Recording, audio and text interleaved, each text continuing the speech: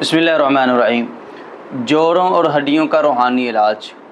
अगर किसी के जोड़ों में दर्दें होती हैं और इसी तरह हड्डियों में दर्दें रहती हैं, मेडिसिन इस्तेमाल करने के बावजूद भी आपको आराम नहीं आता, तो फिर आपको चाहिए कि आप अपना रूहानी इलाज करवाएं।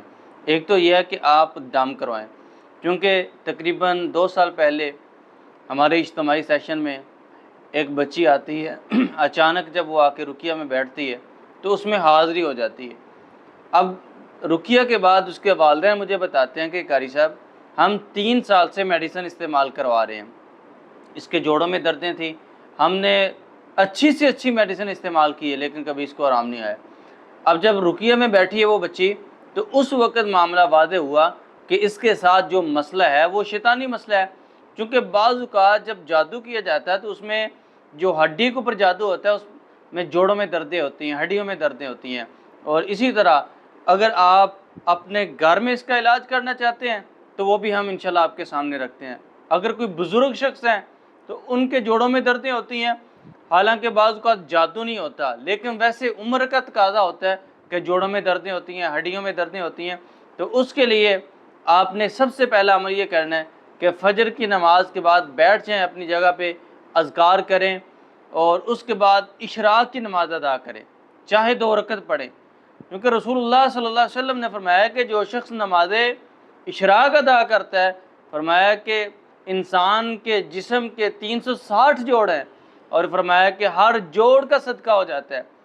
अब इंसान के लिए मुमकिन नहीं है कि वो हर जोड़ का सदका करे, इतने वसाइल नहीं होते, लेकिन 2 रकत नफल नमाज पढ़ने की वजह से आपके जिस्म के जितने अज़ा हैं, जितने जोड़ हैं, उनकी तरफ से सदका हो जाता है।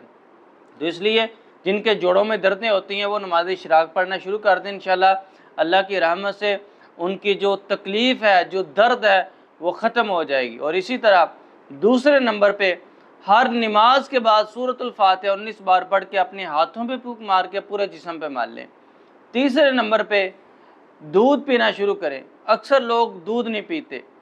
अल्लाह के रसूल सल्लल्लाहु अलैहि वसल्लम जब मेराज पे गए तो आपके सामने 2 बर्तन, 2 प्याले पेश किए गए, एक में दूध था और दूसरे में शराब थी। तो रसूलुल्लाह सल्लल्लाहु अलैहि वसल्लम ने दूध को पसंद किया। जिब्राईल अलैहिस्सलाम कहते हैं, अल्लाह के नबी आपने फितरत को पसंद किया।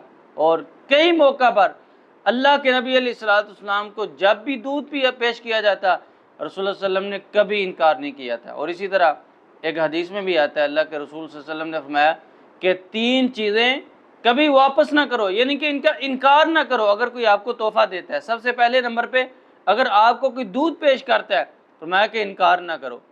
खुशबू देता है, इनकार ना करो। और तीसरे नंबर पे आप किसी मजलिस में आके बैठे हैं, कोई शख्स आपको तकिया पेश करता है, तो आपने फरमाया कि इनकार ना करो।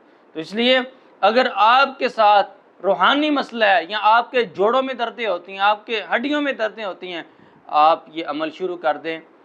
नमाज इशराक पढ़ें, सूरतुल फातिहा पढ़ के दम करें और दूध पीना शुरू कर दें। अल्लाह रब्बुल आलमीन तमाम बीमारों को मुकम्मल शिफा दे।